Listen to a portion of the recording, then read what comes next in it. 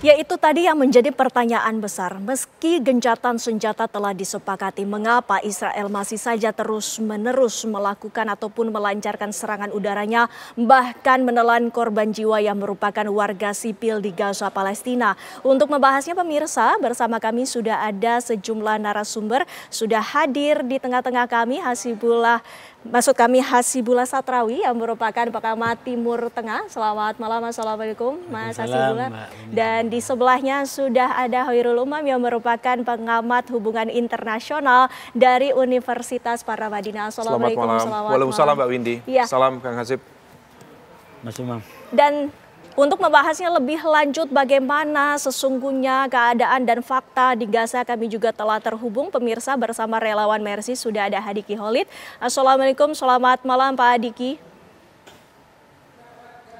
Waalaikumsalam, selamat malam Mbak Windy. Ya, baik. Ini menjadi perbincangan yang menarik karena kita ketahui bersama bahwa gencatan senjata ini telah disepakati bahkan tengah dimediasi dengan Amerika Serikat. Namun ternyata faktanya di lapangan bahwa Israel masih terus-menerus bapak-bapak melancarkan serangannya. Pak Hasibullah, kami ingin tanyakan terlebih dahulu, mengapa demikian? Ya, saya rasa ada dua hal yang bisa menjelaskan tentang situasi yang simpang siur tentang dimulainya gencatan senjata sekarang ini. Yang pertama bahwa memang perundingan sekarang ini berlangsung dalam tekanan yang cukup tinggi dari para mediator untuk Hamas dan Israel bisa menerima gencatan senjata ini. Dan yang kedua, karena sangat rawan, maka banyak hal yang tidak langsung dibuka ke publik. Termasuk poin-poin kesepakatan, termasuk waktu-waktu permulaan. Nah, inilah kemudian yang kalau kita lihat dalam 24 jam terakhir, itu masih ada perbedaan-perbedaan masyarakat dalam memahami ini. Memang telah dicapai kesepakatannya itu di hari Kamis atau hari Rabu kemarin atau hari Kamis persisnya, tapi itu baru pengumumannya, berlaku efektif belum. Nah, semalam ketika Israel melakukan ratifikasi terutama di jam 12 waktu Israel atau kurang lebih sekitar jam 4 waktu sini, maka kemudian mulai tersiar bahwa ini dimulai efektif gencatan senjata. Yeah. Tapi ternyata beberapa jam kemudian Al Jazeera masih menyiarkan adanya serangan-serangan ya yang dilakukan oleh Israel. Nah, ada sumber juga yang menyatakan dari militer Israel terutama per 12 siang tadi atau jam 4 sore waktu kita, bahwa pemberlakuan efektif daripada gencatan senjata ini adalah dimulai dari jam 12 siang tadi waktu Israel atau jam 4 sore waktu kita. Nah, kalau dilihat dari perkembangan terbaru, kita lihat apa yang disiarkan oleh Al Jazeera di mana sekarang ini fenomenanya adalah Israel menarik mundur pasukannya dan bahkan masyarakat Gaza mulai kembali ke rumah masing-masing, maka patut diduga bahwa memang berlaku efektif ini dimulai daripada 12 siang waktu Israel. Nah, itu artinya berdasarkan kesepakatan tahap awal ini, kalau betul permulaannya adalah 12 siang waktu Israel, maka kita akan lihat dari jam 12 siang atau jam 4 sore waktu kita, karena ada selisih 4 jam di antara Israel dengan kita akan lihat dari 4 sore tadi sampai 4 sore besok. Apakah betul-betul Israel komitmen dengan gencatan senjata ini? Karena kalau dia komitmen, maka 24 jam pertama itu Israel akan menarik diri pasukan-pasukannya dan itu dibutuhkan untuk 24 jam kedua, yaitu di hari kedua dan di hari ketiga, bagi Hamas untuk menunjukkan komitmennya, yaitu membebaskan sandera yang sedang ditahan oleh Hamas, termasuk yang meninggal. Walaupun memang Hamas menyatakan untuk yang meninggal karena situasi lapangannya sangat berat, mungkin dibutuhkan lebih banyak waktu daripada 72 jam semenjak diberlakukan. Nah, ini menurut saya situasi yang bisa dipahami oleh masyarakat. Kenapa kok sudah ada gencatan senjata tapi masih ada serang menyerang? Apalagi ya Israel untuk menjadi kembali kepada titik yang disepakati itu butuh menarik pasukannya, dan itu kerawanan kalau secara militer karena mereka menarik pasukan yang jumlah banyak, sementara masyarakat Gaza juga mungkin dikhawatirkan segera balik ke titik-titik yang menjadi tempat pendudukan mereka selama ini. Kita akan cross check faktanya bagaimana di lapangan. Pak Hadiki, apakah benar bahwa masyarakat dari Gaza Palestina ini sudah mulai berangsur pulang ke kediamannya masing-masing? Apakah ini artinya Gaza sudah dinyatakan aman? Baik, terima kasih Mbak Wendy. Info dari staf lokal kami, memang minggu lalu itu perbatasan antara Gaza City di utara dan di daerah Khan Yunis itu yaitu Netzarim itu memang masih ditutup ya. Namun dalam minggu ini dikatakan itu memang sudah mulai dibuka kembali. Tetapi memang masyarakat perlu tahu juga bahwa poin-poin kesepakatan ini secara tertulis pasti ini memang belum beredar secara pasti. Dan militer Israel menarik mundur pasukannya itu juga bukan keluar dari wilayah Gaza seperti sebelum 7 Oktober. Itu juga yang harus masyarakat di lapangan ini memahami bahwa daerah-daerah yang dulu mungkin mereka anggap adalah daerah yang kampungnya mereka, ini sebenarnya masih merupakan daerah buffer zone yang menjadi wilayah yang diawasi oleh Israel, dan setiap ada gerakan masyarakat sipil yang masuk ke daerah sini memang konsekuensinya adalah aktivitas militer dari Israel. Ini juga yang memang sering terjadi di wilayah-wilayah yang berada di dekat era buffer zone itu, Mbak Windy. Baik, dan Mas Hoirul, kita ketahui bersama dalam tahap awal ini ataupun tahap pertama dari rencana perdamaian ini ada beberapa poin-poin yang disepakati oleh kedua belah pihak. Antara lain mungkin adalah pertukaran sandera. Ini apakah sudah menemukan titik terang ataupun kesepakatan antara kedua pihak tersebut? Iya, sebagai bagian dari sebuah kesepakatan tentu kemarin sudah disepakati dari masing-masing pihak. Oleh karena itu Trump sendiri, Presiden Amerika Serikat mengumumkan itu sebagai sebuah bagian dari poin-poin negosiasi.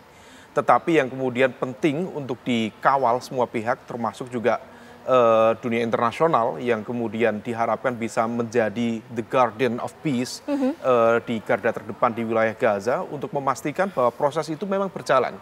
Karena memang potensi bagi terinterupsinya proses peace settlement ini sangat terbuka. Mulai dari eskalasi di tingkat lapangan sampai kemudian basis persepsi di tingkat lapangan yang kemudian bisa berubah menjadi strategic miscalculation sehingga kemudian memunculkan letupan-letupan eskalasi yang di luar kalkulasi.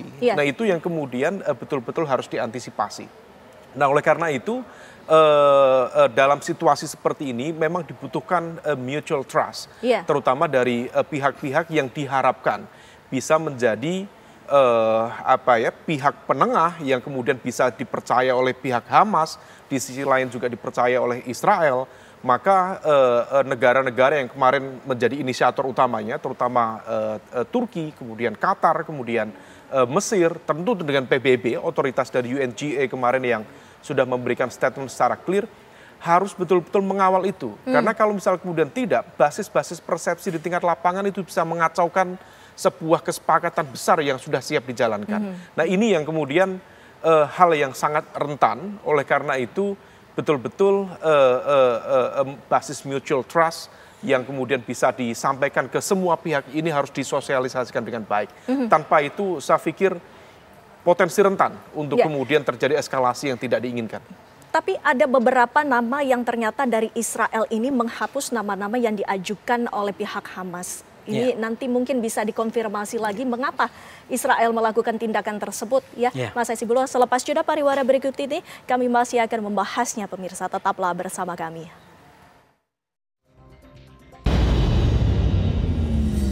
Kita lanjutkan perbincangan kami, Mas Hasibulo. Tadi saya sempat tanyakan sebelum jeda, dengan adanya kesepakatan ini di tahapan awal ini adalah pergantian ataupun pertukaran dari sandera. Para sandera ini. Namun kita ketahui bersama bahwa ada sejumlah nama yang dicoret oleh Israel. Ini apa yang menjadi latar belakang ataupun alasannya? Ya, sekali lagi ini bagian daripada manajemen kehati-hatian yang dipegang teguh oleh para mediator.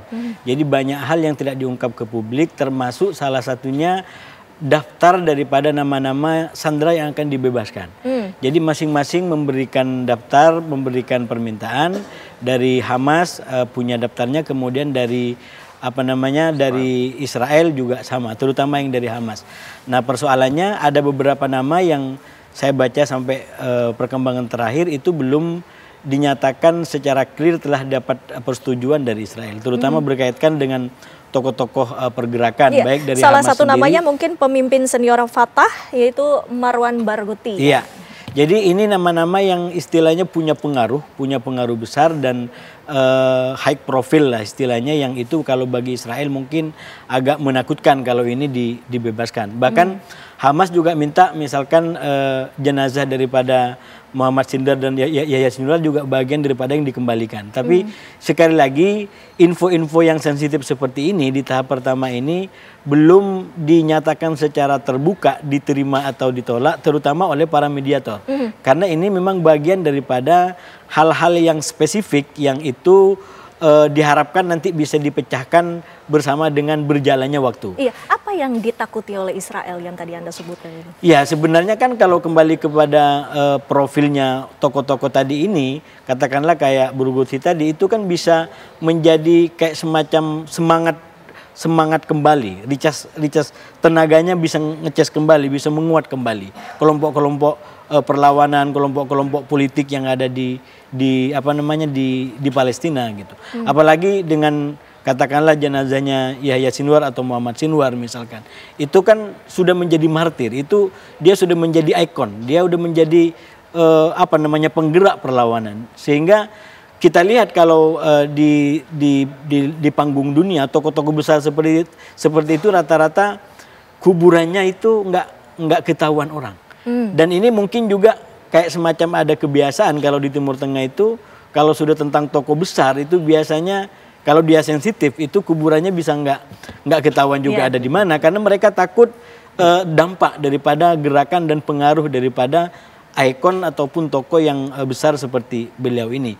Saya melihat kalau pada akhirnya Israel tidak menyetujui untuk menukar nama-nama itu, mungkin salah satunya karena pertimbangan-pertimbangan politik dan perlawanan yang dikhawatirkan muncul di kemudian hari. Dan apakah ini artinya juga bahwa ada adanya dua pendapat yang berbeda antara dengan adanya resistensi ataupun adanya ketahanan yang dilakukan oleh Hamas ataupun Fatah terhadap Mahmud Abbas? Ya, kalau misal terkait dengan konteks itu, memang ada beberapa hal yang kemudian harus dipertimbangkan. Memang kalau misal kemudian keberadaan dari tokoh-tokoh kunci itu, baik yang masih hidup, misalnya tadi dari tokoh Fatah maupun yang sudah meninggal, memang dalam konteks eskalasi konflik, dia berpotensi kemudian menjadi sebuah simbol perlawanan. Dia emboldening dari sebuah proses konflik itu terjadi.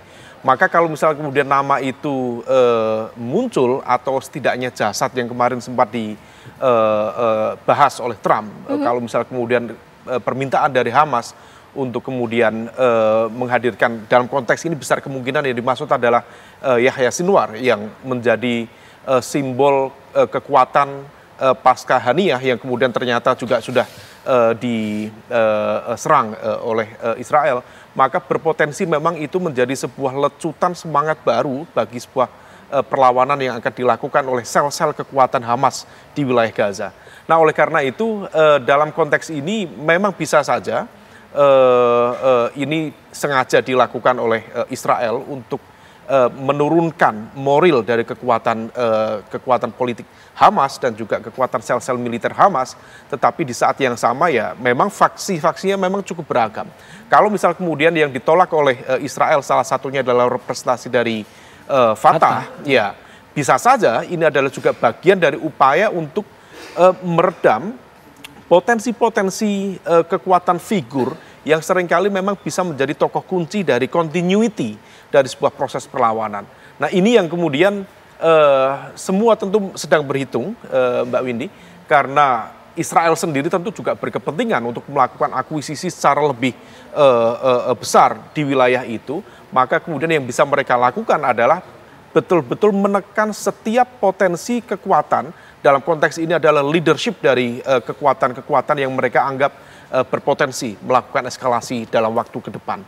Nah, ini yang harus diantisipasi. Ya, kita berharap proses negosiasi itu bisa berjalan karena sekali lagi ini adalah basis trust dari semuanya.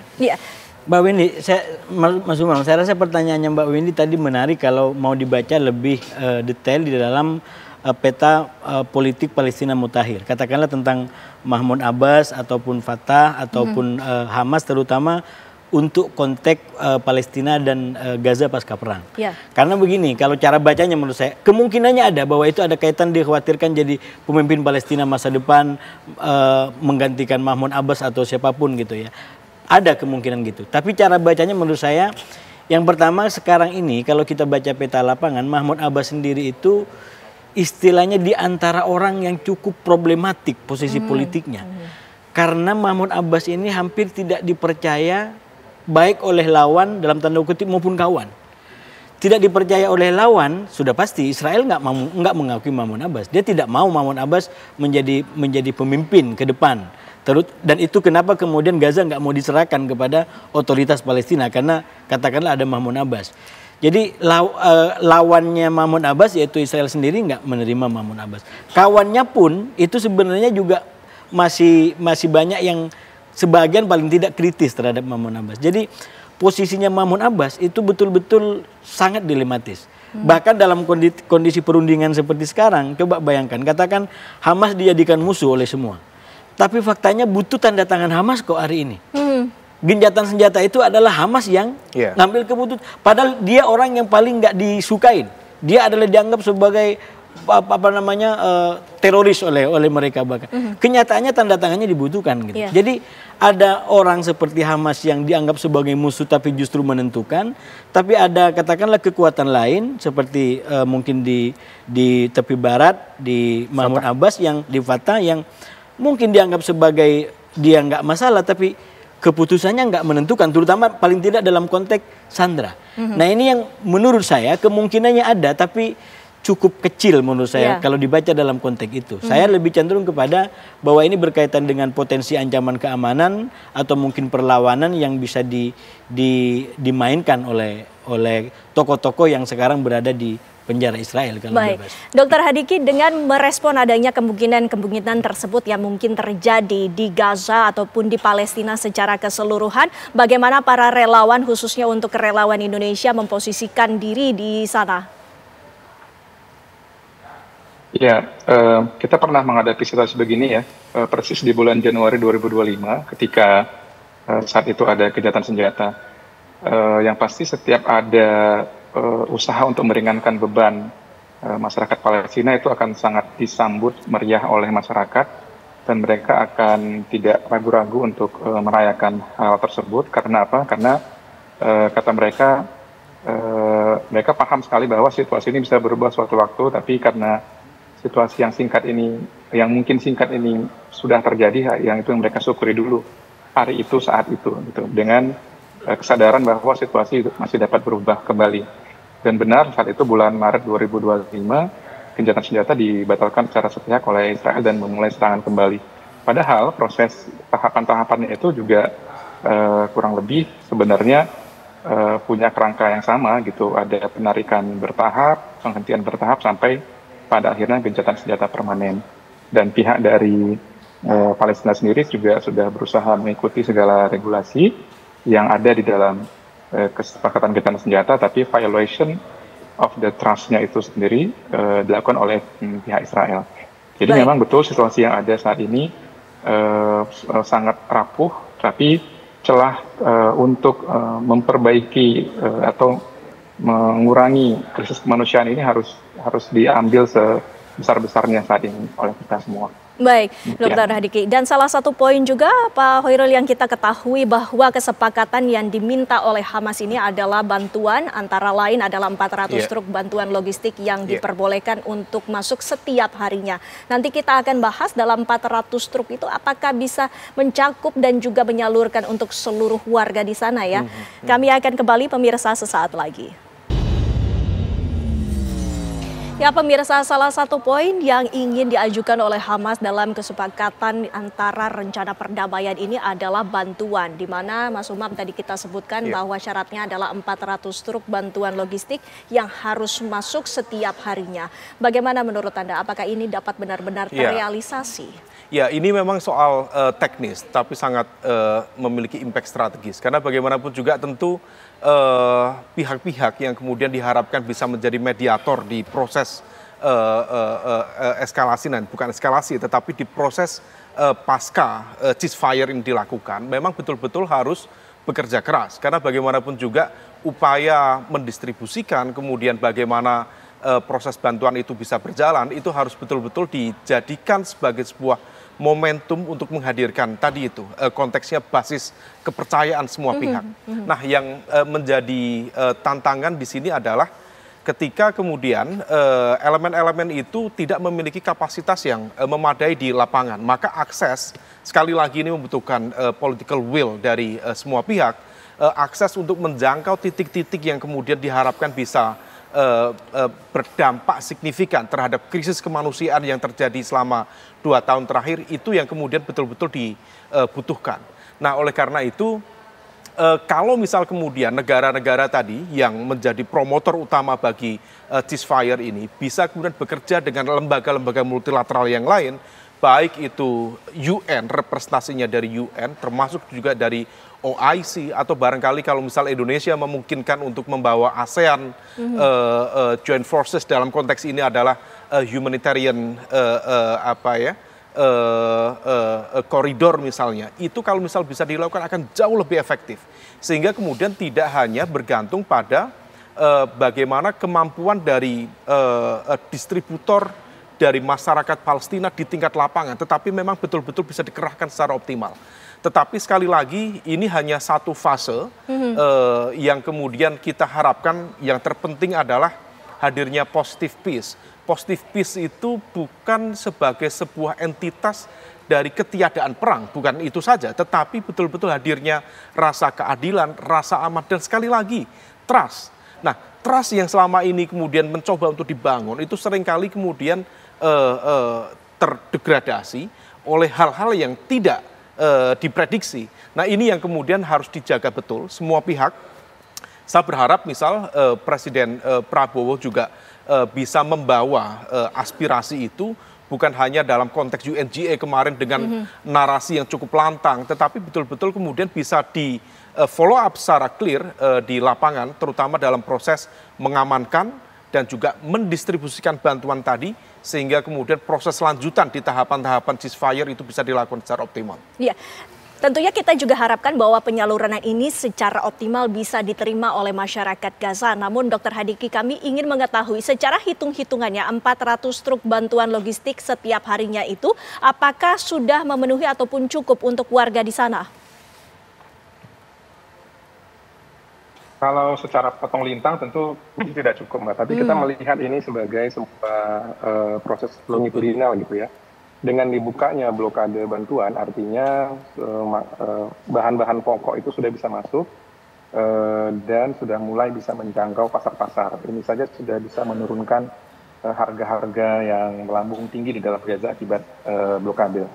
Yang kedua, pembukaan ini juga dari Rafah gitu ya, yang diinfonya seperti itu. Artinya ini koridor Philadelphia yang selama ini dibuat oleh Israel untuk membatasi area Rafah dengan Khan Yunis ini juga sudah mulai dibuka. Sehingga isolasi masyarakat Rafah dengan daerah Khan Yunis ini juga sudah mulai berbaur kembali gitu ya. Dan akan mempermudah akses-akses baik dari Rafah ke Khan Yunis ataupun sebaliknya. Dan yang nomor 3 tentu kita harus melihat tahapan bantuan. Bantuan paling utama tentu yang masuk adalah bantuan bahan pokok gitu ya, bahan pokok, dan yang paling penting, yang paling krusial nanti adalah apakah sudah dapat izin masuknya bantuan alat berat dan alat-alat sumber energi, ya seperti generator atau solar panel, karena ini juga nanti merupakan salah satu tulang punggung untuk perbaikan peradaban yang hancur selama perang di dalam Gaza.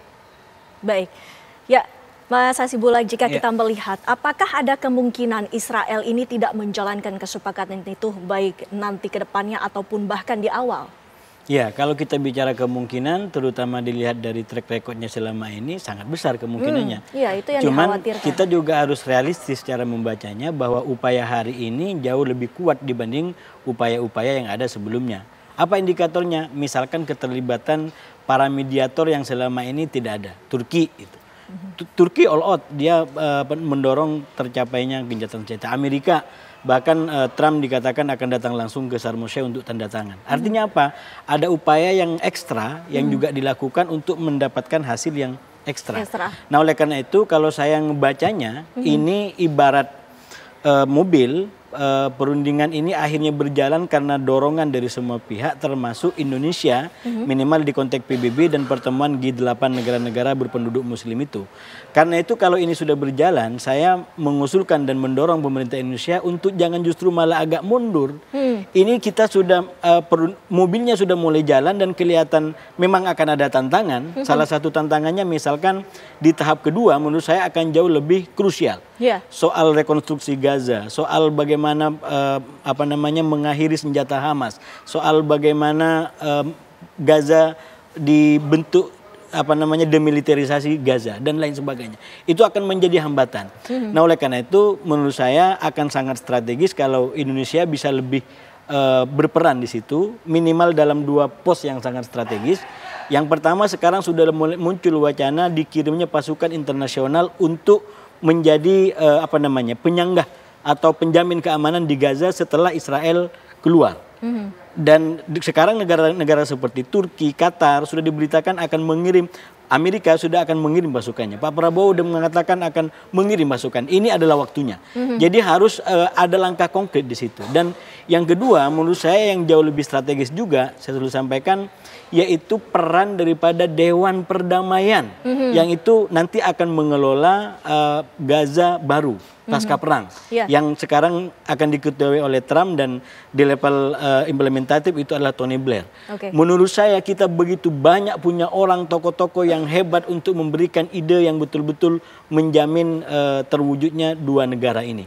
Dan saya sudah sampaikan juga di sini beberapa waktu lalu, kalau disebutkan lagi kayaknya mengulang-ulang, nggak enak juga. Tapi sekali lagi kita banyak punya tokoh yang punya pengalaman, komitmen dengan lintas iman, karena ini harus diterima di kedua belah pihak, bukan yang paling adil, tapi yang paling diterima oleh para pihak. Tony Blair orang yang saya yakin tidak akan dianggap adil, tapi dia paling diterima oleh Trump, bisa diterima juga oleh Timur Tengah.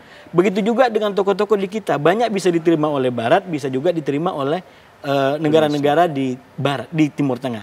Nah inilah menurut saya yang harus kita ambil, kita dorong pada momen sekarang yang saya ibaratkan seperti mobil, perundingan ini sudah berjalan dan kita tahu akan menghadapi tantangan, minimalnya tantangan dalam bentuk Gaza pasca perang dan perwujudan solusi 2 negara dalam bentuk Palestina merdeka dan Israel yang damai di sampingnya. Iya, Mas Umam. Peranan dari PBB, khususnya dari Dewan Keamanan PBB juga apakah juga perlu dalam hal ini dari adanya dibentuknya kembali resolusi seperti apa? Ya, kalau misal posisi dari UNSC dalam konteks ini Dewan Keamanan, lagi-lagi itu nanti yang akan menentukan bagaimana status sovereignty atau kedaulatan Palestina itu sendiri. Maka narasi atau gagasan besar yang sebenarnya sudah sangat lama dimunculkan terkait dengan solusi 2 negara, memang dalam konteks prosedur administratif di level piagam PBB sendiri nanti akan menentukan apakah sah atau tidak, ataukah disetujui atau tidak proposal itu. Maka memang ini menjadi sebuah wake up call bagi semua pihak untuk kemudian mendorong semua, termasuk dalam konteks ini tentu adalah Amerika. Mumpung Amerika juga sudah membuka ruang, membuka diri dalam proses perdamaian di Gaza. Tetapi sekali lagi itu adalah langkah yang nanti masih cukup panjang prosesnya. Kalau misal kemudian tahapan-tahapan ceasefire ini bisa kita lakukan secara optimal, maka kemudian upaya untuk kemudian mengegolkan, terutama terkait dengan proposal yang sudah disepakati di UNGA sebelumnya, kemudian bisa dibahas secara lebih detail di UNSC. Nah oleh karena itu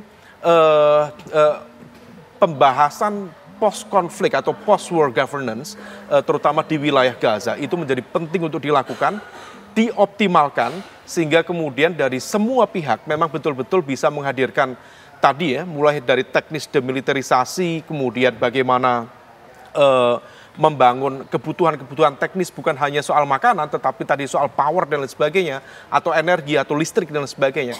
Kalau misal kemudian itu bisa dilakukan, saya pikir upaya untuk mendorong lebih jauh lagi, terutama dalam perdebatan teknis di UNSC, bisa dilakukan bersama-sama. Ya, kita harapkan juga bahwa gencatan senjata yang saat ini telah disepakati tahapan-tahapannya ini berlaku permanen sehingga tidak ada lagi perang ataupun konflik di Timur Tengah. Terima kasih Bapak-Bapak sudah hadir bersama kami di Apa Kabar Indonesia Malam.